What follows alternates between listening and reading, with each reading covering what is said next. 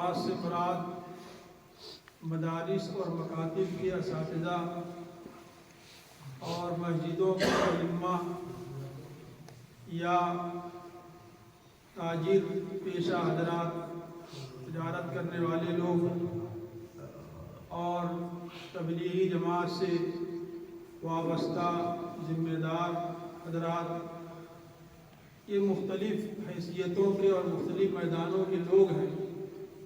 جن کو یہاں پر جمع کیا گیا ہے، اور وہ ہماری محبت میں مدرسے کے تعلق سے علم اور اہل علم سے نسبت اور عقیدت میں یہاں پر جمع ہوئے ہیں، اور یہی ان کی دین کی محبت اور اہل دین اور اہل علم سے نسبت انشاءاللہ ان کی زندگی کو بہتر بنانے اور ان کی زندگی میں خیر و برکت لانے کا ذریعہ بنے گا۔ سے معلوم ہوتا ہے کہ آپ علم کے قدرداں ہیں اور اہل علم سے آپ کو محبت ہے۔ اللہ تعالیٰ باقی اور قائم رکھے۔ جو جس میدان میں کام انجام دے رہا ہے، چاہے وہ چھوٹا ہو یا بڑا، وہ انتہائی درجے کا اہم اور قابل قدر کام ہے، اور یہ سمجھنا چاہیے کہ ہر شعبے میں افراد کی ضرورت ہے، اور جب تمام شعبے اور تمام کام آپس کے تعاون سے ہوتے ہیں تو ایک مکمل شکل سامنے آتی ہے۔ دین کا کوئی کام چھوٹا نہیں ہے۔ چھوٹا اور بڑا یہ تو ہم دنیا کے اعتبار سے کہتے ہیں۔ ایسا ہو سکتا ہے کہ کوئی کام جو ہم چھوٹا سمجھ رہے ہوں یا چھوٹا نظر آ رہا ہو، لیکن اس کام کو کرنے والا بڑا مخلص ہو اور اخلاص سے بھرپور ہو تو اس چھوٹے کام کی اہمیت اللہ کے ہاں بہت بڑھ جاتی ہے، اور جس کام کو ہم بڑا سمجھتے ہیں یا بڑی اوقات کی نگاہ سے دیکھتے ہیں، اور اس کا کرنے والا، اس کا انجام دینے والا اگر اخلاص سے محروم ہے، اخلاص سے خالی ہے، تو اللہ کے یہاں اس کی کوئی اہمیت نہیں ہے، دو کوڑی کی بھی اس کی کوئی ویلو نہیں ہے۔ تو ہمارے یہاں کسی کام کا تعلق چھوٹے اور بڑے سے نہیں ہے، بلکہ ہمارے یہاں جذبے اور اخلاص سے۔ اگر جذبے کے ساتھ، اخلاص کے ساتھ کوئی کام کیا جائے گا تو وہ کام فائدہ مند ہوگا، نتیجہ خیز ہوگا، دنیا میں بھی اس کا ثمرہ ہم کو ملے گا، اور آخرت میں بھی اللہ تعالیٰ جو کچھ نوازے گا آدمی اس کا تصور نہیں کر سکتا ہے۔ اور اگر اخلاص سے محروم ہے تو بڑا سے بڑا کام انجام دے دے، لوگوں میں تعریف حاصل کر لے، لوگوں میں واہواہی اور شاباشی اس کو مل جائے، لیکن اللہ کے ہاں اس کو کچھ بھی نہیں ملے گا، صرف محرومی ہاتھ آئے گی۔ تو اللہ تعالیٰ نے ہم میں سے جن لوگوں کو بھی دین کے جس کام کے لیے بھی منتخب کر لیا ہے، توفیق دے دی ہے، اور جس میدان میں ہم جو بھی خدمت انجام دے رہے ہیں وہ بہت ہی قابل قدر ہے۔ پہلی بات تو یہ ذہن میں رکھنی چاہیے، آپ اگر مسجد کے امام ہیں، آپ اگر مکتب میں بچوں کو قرآن کریم ناظرہ یا حفظ پڑھاتے ہیں یا نورانی قاعدہ وغیرہ کی تعلیم دیتے ہیں، تو اس کو آپ معمولی نہ سمجھیں، یہ بہت اہم کام آپ انجام دے رہے ہیں، اور آپ امام ہیں، لوگوں سے آپ کا رابطہ ہے، لوگوں سے تعلق ہے، آپ لوگوں کے سامنے بیان کرتے ہیں۔ آج کل اگر کسی کو سننے والے لوگ مل جائیں، جیسے کہ امام کو جمعے میں سننے والے لوگ مل جاتے ہیں، مجمع مل جاتا ہے، نکاح کے موقع پر، عیدین کے موقع پر، جلسے جلوس کے موقع پر مجمع مل جاتا ہے۔ جو بات کو سنتا ہے، سمجھتا ہے، عمل کی کوشش کرتا ہے، تو یہ سمجھنا چاہیے کہ اللہ تعالیٰ کا بڑا فضل ہے، بڑا کرم ہے۔ ورنہ تو دور ایسا آ گیا ہے کہ بچے اپنے ماں باپ کی نہیں سنتے، دوست کی نہیں سنتا ہے۔ آپ دیکھ لیجئے، کسی ہوٹل میں، کسی جگہ پر دوست بیٹھے ہوئے ہیں، بڑے چھوٹے بیٹھے ہوئے ہیں، اور ہر ایک کے ہاتھ میں موبائل ہے، نہ کوئی کسی کو دیکھ رہا ہے، نہ کوئی کسی کی سن رہا ہے، کسی کو دیکھنے اور سننے کے لیے تیار نہیں، جو اپنے میں مست ہیں۔ تو اگر آپ کو ائمہ حضرات کو لوگ سننے والے مل جا رہے ہیں، مدرسین کو ایسے طلبہ مل جا رہے ہیں جو ان کی سنتے ہیں، مانتے ہیں، تو ان کو اللہ تعالیٰ کا شکر ادا کرنا چاہیے کہ ہم کو سننے والے لوگ ملے ہیں، ہماری بات سمجھنے والے لوگ ملے ہیں، اور ہم کو ایسے افراد میسر ہیں جو ہماری بات پر توجہ دیتے ہیں، دھیان دیتے ہیں۔ اسی طرح امام کی یہ ذمہ داری نہیں ہوتی ہے کہ وہ صرف مکتب پڑھا دے اور 5 وقتہ نمازوں کی امامت کر دے، اور جمعہ ہوتا ہے تو جمعہ میں بیان کر دیں، بلکہ آپ یہ سمجھیں کہ آپ ہی لوگوں کا رخ متعین کریں گے، نوجوانوں کو کا راستہ دکھائیں گے، اور ان کو آپ اچھے برے کی تمیز کر بتائیں گے۔ اس لیے خالی یہ سمجھ لینا کہ ہمارا کام تو 5 وقت کی نماز پڑھا دینا ہے، ہمارا کام مکتب میں جا کے حاضری دے دینا ہے، بچوں کو سبق دے دینا ہے، ان کا سن لینا ہے، اتنا ہی کافی نہیں ہے، بلکہ یہ سمجھیے کہ آپ اپنا ایک ہدف اور ٹارگیٹ لے کر چلیے کہ آپ جس محلے اور جس گاؤں اور آبادی کی مسجد میں امام ہیں، آپ وہاں پر نوجوانوں کا مزاج پڑھیے، نوجوانوں کا رجحان پڑھیے، اور نوجوانوں کی جو صحیح رہنمائی ہو سکتی ہے وہ رہنمائی کیجیے۔ کتنے نوجوان ہیں جو مسجد سے وابستہ ہیں، کتنے وابستہ نہیں ہیں۔ آپ اپنا ایک ٹارگیٹ لے کر چلیے کہ ہم کو سال میں، ہفتے میں، 10 دن میں، مہینے میں اتنے لوگوں کو کوشش کر کے مسجد سے جوڑنا ہے، تعلیم سے جوڑنا ہے، ان کو قرآن کا ناظرہ سکھانا ہے، تعلیم بالغان کا انتظام کرنا ہے، دین کے جو موٹے موٹے مسائل ہیں ان کو جو بتانا ہے، اپنے نوجوانوں کو اور اپنے بزرگوں کو اور اپنے بچوں کو جس محلے میں رہتے ہیں، یہ ٹارگیٹ ہونا چاہیے ہمارا۔ یہ نہیں کہ خالی امامت کر دیں اور امامت سے بس ہمارا کام خریدا ادا ہو گیا، بقیہ کوئی نماز میں آ رہا ہے تو ٹھیک ہے، نہیں آتا تب بھی ٹھیک ہے، 2 لوگ ہیں تب بھی نماز پڑھا دیں گے، اور 200 ہوں تب بھی نماز پڑھا دیں گے۔ ہم کو اس سے بحث نہیں ہے کہ نماز کوئی کیوں نہیں پڑھ رہا ہے، اس پر ہم کو محنت نہیں کرنی ہے، ان کو جو ہم کو بتانا نہیں ہے، ایسا نہیں ہے۔ اور کوئی جو قرآن صحیح پڑھ رہا ہے کہ غلط پڑھ رہا ہے، خالی رکوع سجدہ کر رہا ہے، یا جب اس کی کو دعائیں یاد ہیں، اس کو نماز کے مسائل معلوم ہیں، طہارت کے مسائل معلوم ہیں یا معلوم نہیں ہے، اس سے ہم کو بحث نہیں ہے۔ اگر یہ مزاج اور یہ ذہنیت پیدا ہو جائے گی تو بہت خطرناک ثابت ہوگی۔ لہذا ہمارے ائمہ کو بھی اپنی ذمہ داری محسوس کرنا چاہیے، مکاتب کے اساتذہ کو بھی ذمہ داری محسوس کرنا چاہیے کہ وہ جس محاذ پر ہیں اور جس میدان میں ہیں اور جو کام مکمل کر رہے ہیں، بہت ہی اہم اور بہت ہی قابل قدر کام ہے۔ اس لیے اخلاص کے ساتھ، قربانی کے ساتھ، ایثار کے ساتھ، دل جمعی کے ساتھ، دلچسپی کے ساتھ وہ کام کرنا چاہیے۔ اسی طرح جو ہمارے حضرات تجارت سے وابستہ ہیں، وہ سمجھتے ہیں کہ جو ہے ہم تو دنیا داری کر رہے ہیں، بالکل نہیں۔ آپ نے کیسے سمجھ لیا؟ آپ نمازوں کی پابندی کیجئے، اور آپ جو ہے خالی وقت میں اپنے بچوں کو اور اپنے آپ کو جائز ذریعہ آمدنی کے حاصل کر کے اور جائز ذریعہ آمدنی کا اختیار کر کے حلال کمانے اور کھلانے کی فکر کیجئے۔ یہ بہت بڑی نیکی ہے۔ حدیث شریف میں کہا گیا ہے کسب الحلال فریضۃ بعد الفریضہ۔ یہ جو فرائض ہے، نماز فرض ہے، روزہ فرض ہے، زکوٰۃ فرض ہے، حج فرض ہے، یہ جو اللہ نے فرائض دیے ہیں عبادات کی شکل میں، ان فرائض کو ادا کرنے کے بعد سب سے اہم فریضہ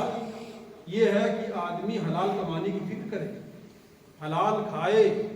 حلال اپنے بچوں کو کھلائے، حرام سے بچے،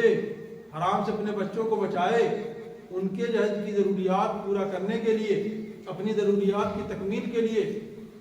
آدمی جائز ذریعے آمدنی اختیار کرے. اور تجارت میں تو رسول اللہ صلی اللہ علیہ وسلم نے فرمایا کہ سب سے معزز پیشہ ہے اور اللہ نے اس میں بڑی برکت رکھی ہے. اگر آدمی امانت داری کے ساتھ اور دیانتداری کے ساتھ اور سچ بول کر ناپ تول صحیح طور پر کر کے مناسب ریٹ لے کر سودا بیچتا ہے خریدتا ہے تو حدیث شریف میں اس کی بڑی فضیلت ہے. اور ایسے صادق اور امانت دار تاجر کے لیے آپ صلی اللہ علیہ وسلم نے بڑی خوشخبری سنائی ہے کہ وہ قیامت کے دن انبیاء کے ساتھ شہداء کے ساتھ صدیقین کے ساتھ ہوگا.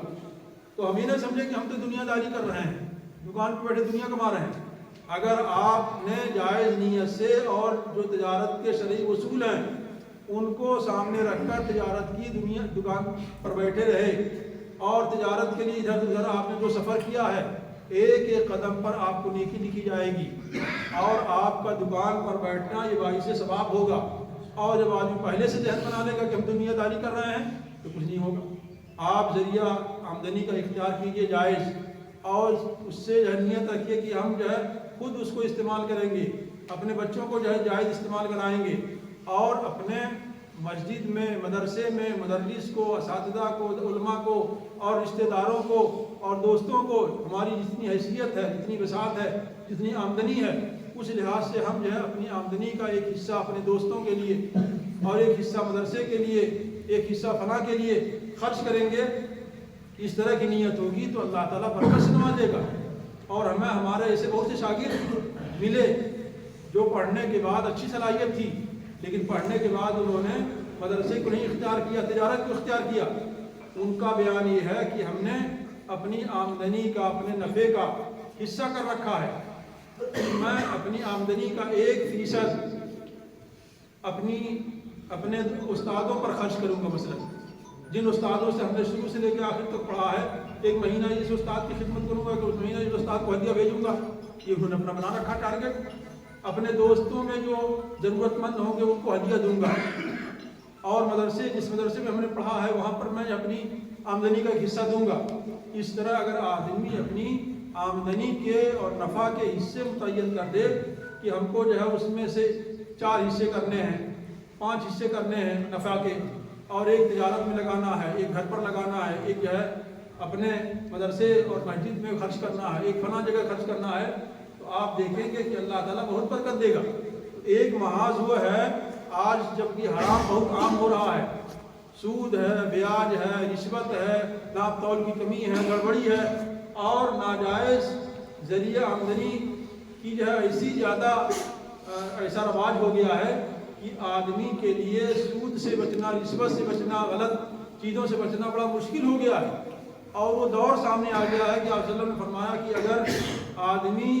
سود میں مبتلا نہیں ہوگا تو کم سے کم سود کی چھینٹاں اس کو پہنچ جائیں گی, سود کا دھواں اس کو پہنچ جائے گا, غبار پہنچ جائے گا. تو بڑا مشکل کام ہے. سودی ہر معاملے میں سودی لین دین ہے اور سود کہیں نہ کہیں داخل ہو گیا ہے. تو ایسے میں اس کی فکر کرنا کہ سود سے بچنا ہے بڑی جو ہے اچھی چیز ہے. تو تاجر بھائیوں کو بھی چاہیے کہ وہ ایک محاذ کو سنبھالے ہوئے ہیں کہ اپنے ذریعے جائز ذریعہ آمدنی کے ساتھ لوگوں کی پرورش کر رہے ہیں, گھر والوں کی بھی اور دیگر لوگوں کی بھی کفالت کر رہے ہیں.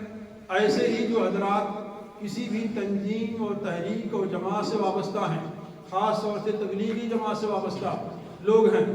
اور وہ اپنے بھائیوں کی فکر کر رہے ہیں مسجد کون آ رہا ہے, کون نہیں آ رہا ہے, کیوں نہیں آ رہا ہے, کیا وجہ ہے, وہ اللہ کے گھر سے اللہ تعالیٰ کی ذات سے اللہ کے بچھڑے ہوئے بندوں کو جوڑ رہے ہیں. اس کے لیے جو ہے در بدر کا گشت کرتے ہیں اور دور دراز کا سفر کرتے ہیں اور ان کا اپنا ایک نظام ہے, اس نظام کے مطابق اپنا وقت لگاتے ہیں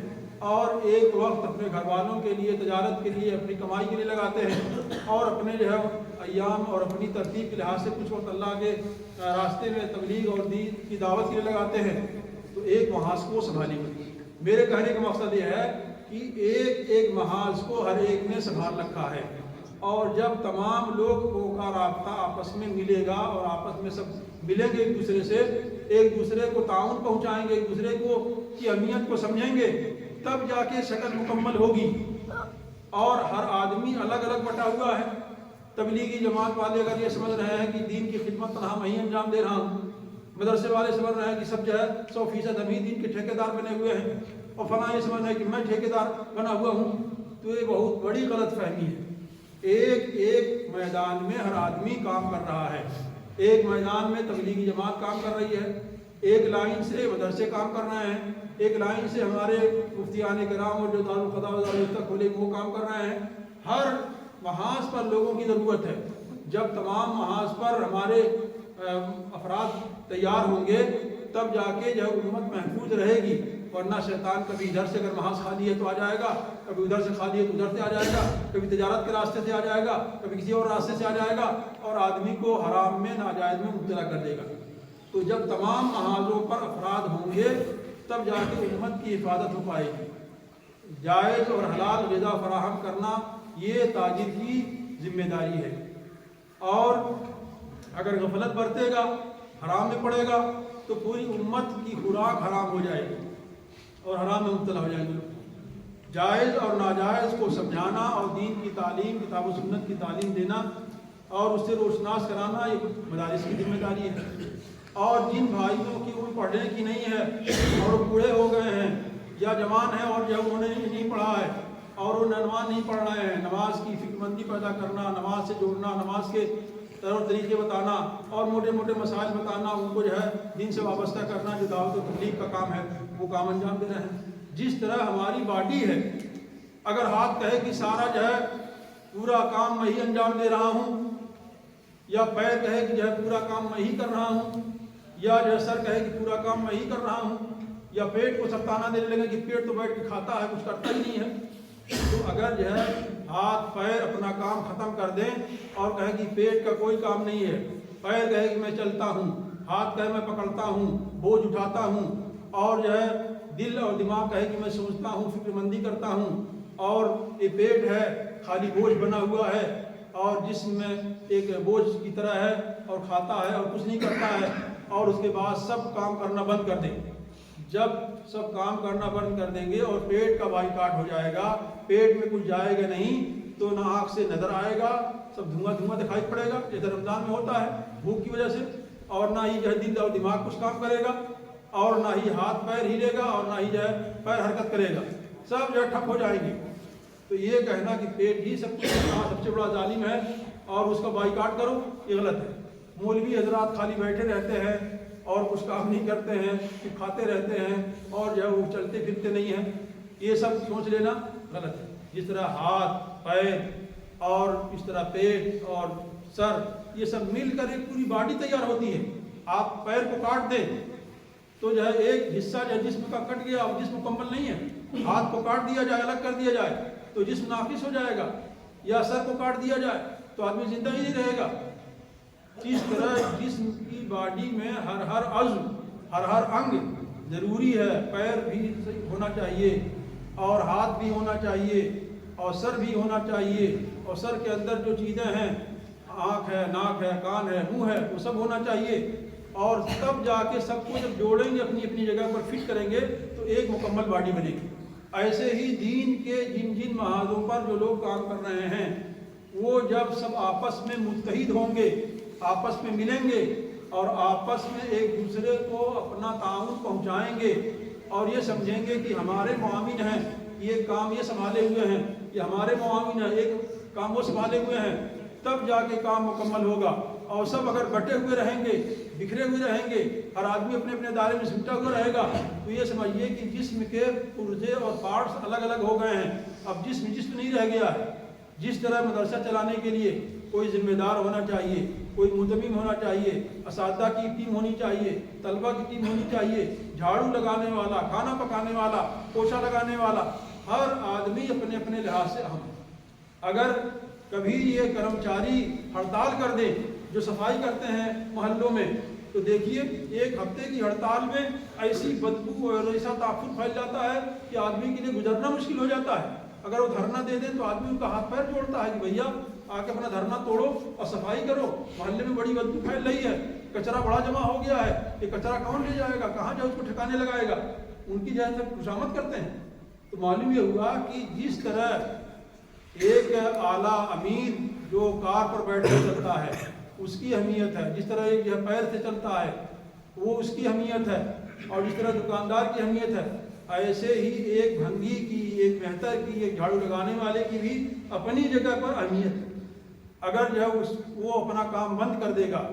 تو جا کے معلوم ہوگا کہ جو ہے کتنا اہم کام انجام دے رہا تھا، اور اس کے ہڑتال کر دینے سے کتنی جو ہے افراتفری بن گئی ہے، اور زندگی اجیرن ہو گئی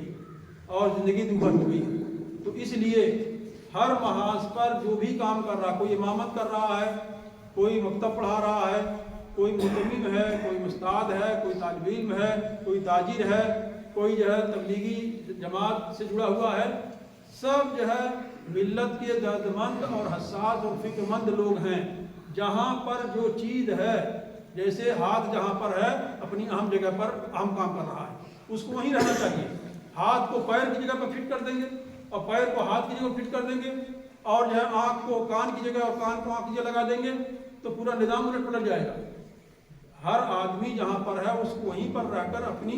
ذمہ داری نبھانا چاہیے، کام کرنا چاہیے، اور آپس میں ایک دوسرے کا تعاون کرنا چاہیے۔ ایک دوسرے کو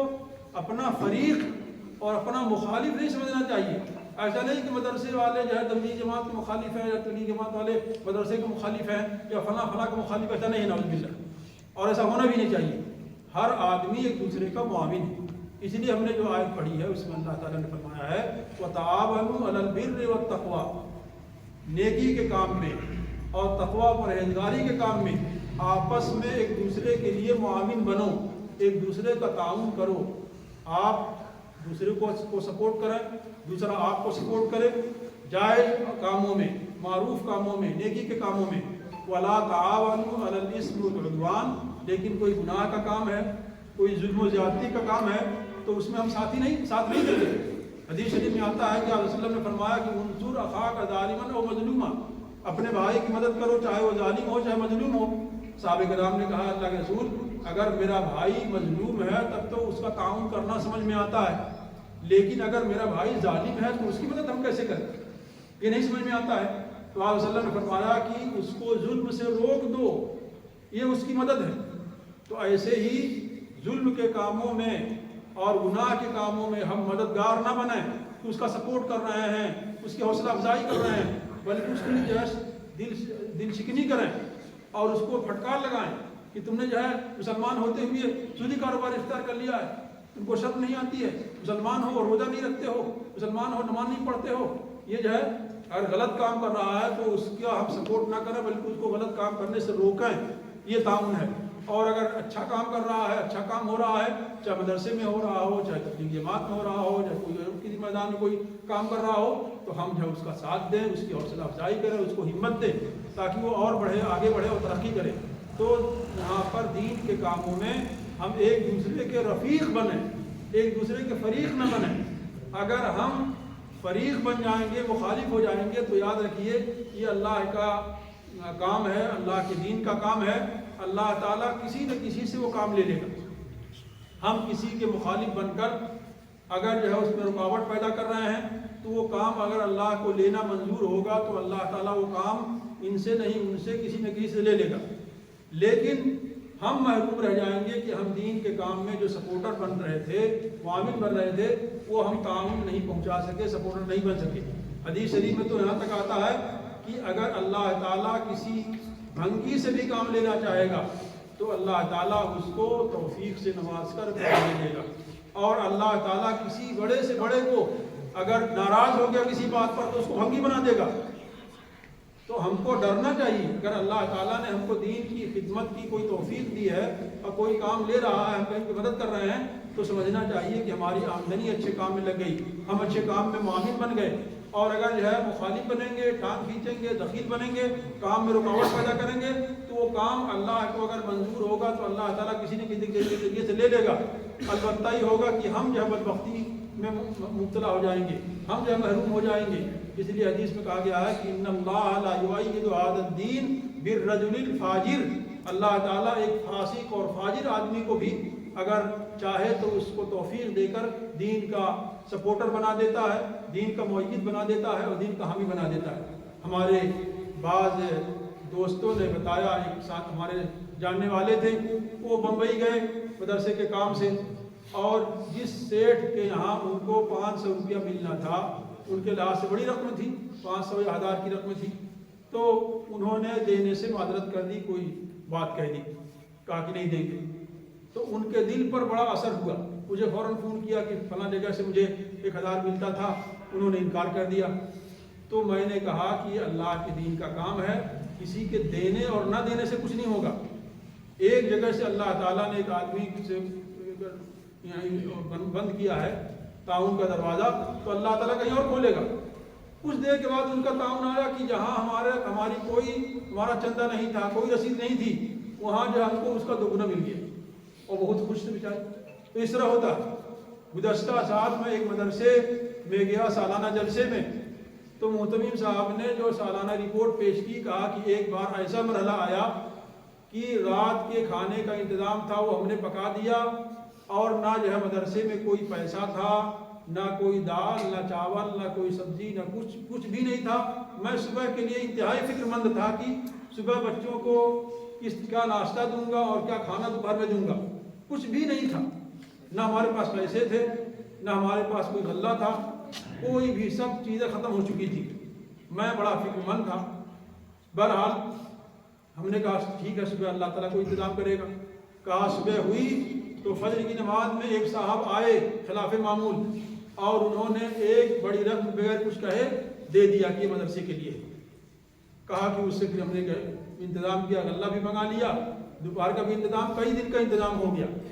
اللہ تعالیٰ اس طرح اپنے بندوں کو توفیق دیتا ہے، اور اللہ تعالیٰ اس طرح کام لیتا ہے۔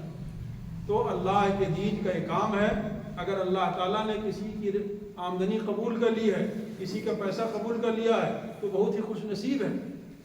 اور یہ سمجھنا کہ مدرسے میں ہمارا لگ گیا ہے، یہ ہمارے لیے بہت ہی قابل فخر چیز ہے۔ ہم جاگے ہویا کہ دین کے کام میں معاون ہو گئے ہیں۔ اب جہاں تک بات ایک رہی، اور واقعہ سن لیجیے، یہ بات رہی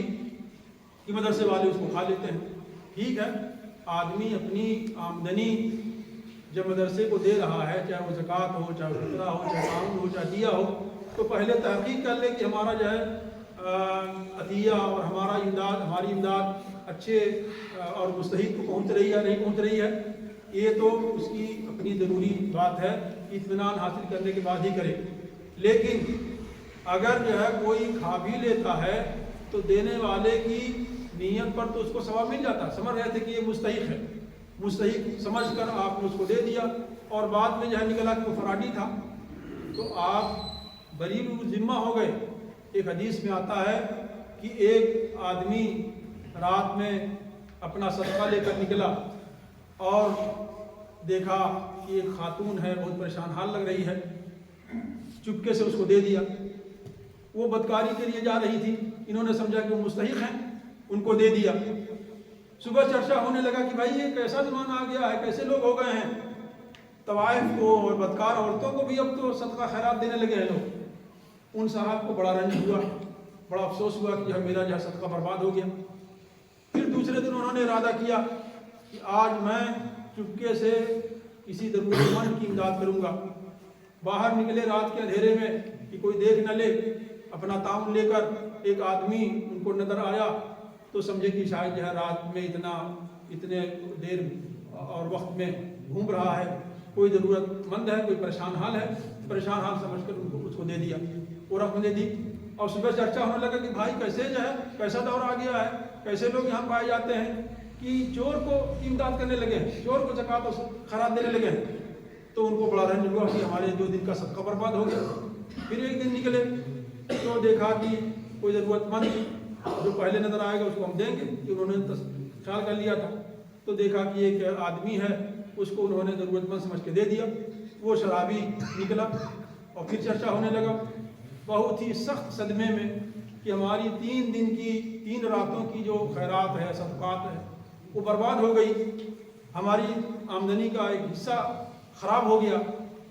تو اللہ تعالیٰ کی طرف سے ان کو خواب نظر آیا اور بتایا گیا کہ تمہاری یہ امداد، تمہارا یہ تعاون خراب نہیں ہوا ہے، ٹھکانے لگ گیا ہے۔ جس بدکار عورت کو تم نے دیا ہے وہ پیسہ نہ ہونے کی وجہ سے، اس پیٹ کے ظلم کی وجہ سے ہی بدکاری کر رہی تھی، اب ہو سکتا ہے کہ جب اس کو سرمایہ مل گیا ہے تو پاک دامنی اختیار کر لے، وہ تمہارا تعاون اس کے لیے پاک دامنی کا ذریعہ بن جائے گا، اب وہ جب پیشہ نہیں کرے گی۔ اور جس چور کو تم نے تعاون دیا ہے وہ چور چوری اسی لیے کر رہا تھا کہ اس کے پاس کچھ تعاون کے لیے کچھ تھا ہی نہیں، کچھ اپنے پیٹ پالنے کے لیے، بچوں کو پالنے کے لیے مجبور ہو کر چوری کر رہا تھا، تمہارا تعاون مل گیا، اس نے چوری سے توبہ کر لی اور جو اب وہ چوری نہیں کرے گا۔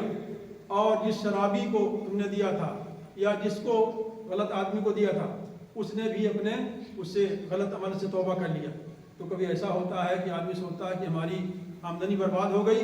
جبکہ جو ہے وہ غلط آدمی اب اپنے اس غلط کام سے، بدکاری سے اور بد کام سے رجوع کر لیتا ہے۔ ایک واقعہ میں سنا کر اپنی بات ختم کرتا ہوں، وقت زیادہ ہو رہا ہے۔ ایک نواب صاحب تھے جو کسی مدرسے کا تعاون کرتے تھے، ہر فصل میں 2 بوری چاول اور 2 بوری گیہوں دیتے تھے، اور بھی کوئی سبزی وبزی کا موسم آیا تو مدرسے میں بھیج دیا۔ ان کو جا کے کسی نے ورغلا دیا کہ آپ کس غلط مدرسے میں آپ تعاون کر رہے ہیں، یہ 2 بوری چاول جو آپ دیتے ہیں 1 بوری مدرسے کا ذمہ دار اپنے گھر میں بھیج دیتا ہے، 1 بوری مدرسے میں لگا دیتا ہے، اور 1 بوری جو ہے گیہوں اپنے یہاں بھیج دیتا ہے، 1 بوری جو ہے مدرسے میں دے دیتا ہے۔ ایسا ہوتا ہے تو وہ بزدل نہیں ہوئے، تحقیق نہیں کی، کہا یہ میری غلطی ہے کہ میں نے مدرس کی ذمہ دار کی ضرورت محسوس نہیں، اگر ایسا ہے تو اب آئندہ میں یہ کروں گا کہ 2 بورا مدرسے کے لیے الگ دوں گا اور 1 بورا جو ہے مدرسے کے ان ذمہ دار کے لیے الگ دوں گا۔ آخر یہ خیانت اور یہ بددیانتی وہ کیوں کر رہے ہیں؟ مجبور ہو کر کر رہے ہیں۔ یہ تو ہمیں فکر کرنا چاہیے کہ مدرس کی جو ہے ضرورت پوری نہیں ہو رہی ہے، ذمہ دار کی ضرورت پوری نہیں ہو رہی ہے، تو اس لیے وہ خیانت پر مجبور ہے۔ تو وہ نواب صاحب اتنے سمجھدار نکلے کہ انہوں نے یہ نہیں کہا کہ ہم تعاون بند کر دیں گے اور آ کے جو ہے مدرسے کو پھٹکار لگایا اور جو اس کو ذمہ دار کو ڈانٹنا ڈپٹنا شروع کر دیا، ایسا نہیں ہوا، بلکہ انہوں نے سوچا کہ یہ تو اس کی فکر تو ہمیں کرنا چاہیے، ہم نے فکر نہیں کی جس کی وجہ سے ہماری کوتاہی کی وجہ سے وہ خیانت پر مجبور ہوئے، لہذا انہوں نے ایسا کیا کہ مدرسے کا الگ کر دیا اور ان کو الگ کر دیا۔ تو اس لیے بدگمانیاں بھی ہوتی ہیں، بزدلیاں بھی ہوتی ہیں۔ میں ایک سچا پکا واقعہ بتاتا ہوں۔ ایک مدرسے، بڑا مدرسہ ہے، یو پی کا ایک بڑا مدرسہ ہے، نام نہیں لوں گا، وہاں پر ایک استاد کو مطبخ کا ذمہ دار بنایا گیا، اور جہاں مدرسہ قائم تھا وہاں سے شہر 3 کلومیٹر کے فاصلے پر تھا اور وہ دیہات کا علاقہ تھا، اور ان کو جو ہے مطبخ کے کام سے آلو پیاز لانا ہے، دال لانا ہے، چاول لانا ہے، کچھ کرنا ہے تو جانا پڑتا تھا، آنے جانے میں دشواری ہوتی تھی۔ انہوں نے مدرسے سے قرض لے کر ایک موٹر سائیکل خرید لی، دشواری سے بچنے کے لیے قرض لے کر کہ ہم قرض لے رہے ہیں، ہم موٹر سائیکل لے رہے ہیں قرض لے کر تاکہ ہم کو جانا آنا آسان ہو جائے اور اپنی تنخواہ ہم کٹاتے رہیں گے۔ 3 مہینے گزرے تھے، انہوں نے ایسا جو ہے سوچ کر لیا۔ اب لوگوں میں چرچا ہونے لگا، لگتا ہے کہ 3 مہینے ہی میں اتنا غبن کر لیا ہے کہ موٹر سائیکل خرید لی، اتنا بچا لیا، اتنی آمدنی ہو گئی ہے۔ تو یہ ہوتی بدزنی، شیطان بدزن کر دیتا ہے۔ اگر کسی سے بدزنی ہو، بدزنی تو رکھنا بھی نہیں چاہیے، اسے نظر کرنا چاہیے، اور اگر جو ہے بدزنی پیدا ہو جائے تو آدمی بدزنی کا ازالہ کے کر لے، نہ کہ جو ہے وہ بدزنی کی بنیاد پر عمارت کھڑی کر کے جو ہے کسی کو وہی ٹارگیٹ کرے اور بدنام کرے۔ اگر جو ہے ہم کو اور آپ کو کسی کو بھی کوئی بدزنی کی بنیاد پر بدنام کرے تو کیسا لگے گا؟ ایسے ہی کسی مدرسے کو، کسی مدرسے کے ذمہ دار کو، معتمد کو، استاد کو بغیر تحقیق کے، بغیر سوچے سمجھے، خالی بدزنی کی بنیاد پر، کسی کی جو ہے اکسانے کی بنیاد پر، کسی کے کان بھر دینے کی بنیاد پر ہم بدزن ہو جائیں اور تحقیق نہ کریں تو یہ ٹھیک بات نہیں ہے۔ اس لیے ایک بات تو ہمیں یہ کہنی تھی کہ ہم آپس میں ایک دوسرے کے معاون بنیں اور ایک دوسرے کو تعاون کریں اور ایک دوسرے کو اپنا خیر خواہ اور معاون سمجھیں، اس لیے کہ جسم کے جب ہر عضو جسم سے ملتا ہے تو مکمل باڈی تیار ہوتی ہے۔ ایسے ہی یہ دین کے جتنے خدام ہیں اور دین کی خدمت کرنے والے جتنے لوگ ہیں، جب یہ اس محاذ پر کام کر رہے ہیں، اس محاذ کو سنبھالے ہوئے ہیں، سب جب ملیں گے تب امت محفوظ رہے گی، دین محفوظ رہے گا۔ اور دوسری بات یہ ہے کہ اگر اللہ تعالیٰ ہم سے دین کا کوئی بھی چھوٹا بڑا کام لے رہا ہے تو اللہ کا شکر ادا کرنا چاہیے۔ اگر ہم تعاون نہیں کریں گے تو یہ دین کا کام ہے، اللہ کسی سے بھی لے لے گا، اس لیے اگر ہم سے لے رہا ہے تو ہمیں اللہ کا شکر ادا کرنا چاہیے۔ تو دین کے کاموں میں ہم رفیق بنیں، دوست بنیں، معاون بنیں، نہ کہ فریق اور مخالف اور دشمن بنیں۔ اور دین کے کام کو اگر کوئی بدنام کرے گا، برباد کرے گا، تو اگر جب اس سے لوگ برگشتہ ہو جائیں گے تو اس کا گناہ اس کے سر جائے گا۔ جس نے مدرسے سے کسی طالب علم کو بدزن کیا، مدرسے سے کسی معاون کو بدزن کیا، یا جو تبلیغی جماعت میں کوئی آدمی جڑا ہوا تھا، کسی نے جو ہے اس کا کان بھر دیا کہ یہاں تو کچھ نہیں ہوتا ہے، ایسے ہی ہوتا ہے۔ اب بیچارہ جو ایک کام سے جڑا ہوا تھا، کچھ اپنا وقت خارج کرتا تھا، کچھ جو اسی بہانے جو ہے دین کی باتیں سن لیتا تھا، اور آپ نے اس کو بدزن کر دیا، اس کو دین سے کاٹ دیا۔ تو ایک آدمی جو تجارت کر رہا ہے اس کو کہتے ہیں کہ بڑے دنیا دار ہو، بڑے دنیا دار ہو، یہ کچھ دین کا کام نہیں کر رہے ہو۔ ارے بھائی اس کو سمجھاؤ کہ تم بھی دین کا کام کر رہے ہو، نمازوں کی پابندی کرو، امانت داری کے ساتھ تجارت کا معاملہ کرو، یہ بھی اس میں بھی ثواب ملے گا۔ حدیث شریف میں تو وہاں تک آتا ہے کہ اگر آدمی محبت کے ساتھ لقمہ اپنی بیوی کے منہ میں ڈالتا ہے تو اس کو بھی ثواب ملتا ہے۔ اور یہاں تک آتا ہے کہ اگر آدمی اپنی بیوی سے تعلق قائم کرتا ہے تو اس کو بھی ثواب ملتا ہے۔ صحابہ کرام کو حیرت ہوئی کہ اللہ کے رسول ہو تو آدمی اپنی خواہش پوری کر رہا ہے، تو آپ صلی اللہ علیہ وسلم نے فرمایا کہ اگر وہ کہیں بدکاری کرتا، غلط طریقے سے اپنی خواہش پوری کرتا، تو گناہ زناکاری کا، بدکاری کا ہوتا کہ نہیں ہوتا؟ صحابہ کرام نے کہا کہ ہوتا۔ تو آپ نے فرمایا کہ وہ جائز طریقے سے اپنی ضرورت پوری کر رہا، خواہش پوری کر رہا ہے، تو اس کو اس پر ثواب ملے گا، اجر ملے گا۔ یہ ہمارا مزاج بننا چاہیے، یہ ہماری ذہنیت ہونی چاہیے کہ ہم ایک دوسرے کے رفیق اور معاون بنیں، اور دوسرے کے کاموں کو، خدمات کو سراہیں، حوصلہ افزائی کریں۔ آج کل بہت ہی افسوس کی بات یہ ہے کہ مسلمان ایسا بکھرا ہوا ہے اور ایسا بٹا ہوا ہے کہ جو ہے اس کا اتحاد پارا پارا ہو گیا ہے، بھائی بھائی میں کوئی تعلق نہیں ہے، اور ایسی ناچاقی، ایسی دشمنی کہ جو الحفیظ والامان کہ ایک سگا بھائی ہے، معلوم نہیں ہوتا کہ وہ دونوں ایک ماں باپ کی اولاد ہے، اور ایک ماں باپ کی گود میں پلے پڑے ہیں، اور ایک گھرانے کے رہنے والے ہیں، دونوں میں دشمنی ٹھنی ہوئی ہے۔ اور ایک مسلمان دوسرے مسلمان کو اس لیے دیکھنا نہیں چاہتا ہے کہ وہ تجارت میں ہم سے آگے کیوں بڑھ گیا۔ حسد اس قدر جو ہے دلوں کے اندر جگہ بنا چکا ہے، اور جلن اس طرح پیدا ہو گئی ہے کہ مسلمانوں کی سب سے بڑی مصیبت یہ ہے کہ وہ یہ نہیں سوچتا کہ ہم مصیبت زدہ ہیں، کسی سے تعاون لے کر اپنی حالت کو بہتر بنا لیں۔ وہ تو ناراض اس بات پر ہے کہ ہم چاہے جس طرح پھٹے پرانے حال میں رہیں، کھانا ملے نہ ملے، کپڑا ملے نہ ملے، لیکن یہ ہمارا فلاں بھائی کیوں اچھا کپڑا پہن رہا ہے، کیوں اچھی زندگی گزار رہا ہے، کیوں اس کی تجارت چمک رہی ہے، کیوں وہ کاروبار میں ترقی کر رہا ہے۔ اس بات کو لے کر جلن ہے کہ اس کو نقصان کیسے پہنچایا جائے، اس کو پیچھے کیسے کیا جائے، اس کا جو پیر کیسے گھسیٹا جائے، اس کو نیچا کیسے دکھایا جائے، کس طرح ذلیل کیا جائے۔ تو مسلمانوں میں اتحاد نہیں ہے،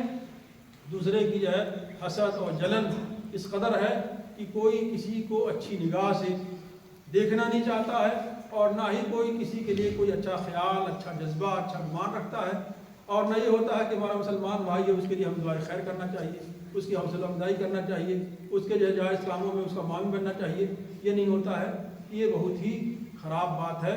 ہمیں چاہیے کہ اپنی اصلاح کریں اور اپنے اوپر نظر رکھیں، اور دین کا جو بھی کام ہم سے اللہ لے رہا ہے، ہو رہا ہے، اس کو قدر کی نگاہ سے دیکھیں، اخلاص اور للہیت کے ساتھ کریں، اور دین کے کام میں معاون بننے کی کوشش کریں۔ ایک پیسہ اور ایک پائی اگر جو ہے آپ کی آمدنی کا کسی مسجد میں، کسی مدرسے میں، کسی طالب علم پر، کسی استاد پر لگ جاتا ہے، تو آپ سمجھیے کہ جو ہے آپ کی کمائی کے لیے وہ ترقی اور برکت کا ذریعہ ہے، اور آپ کی زندگی کو سرخرو بنانے والا ہے۔ ورنہ جو ہے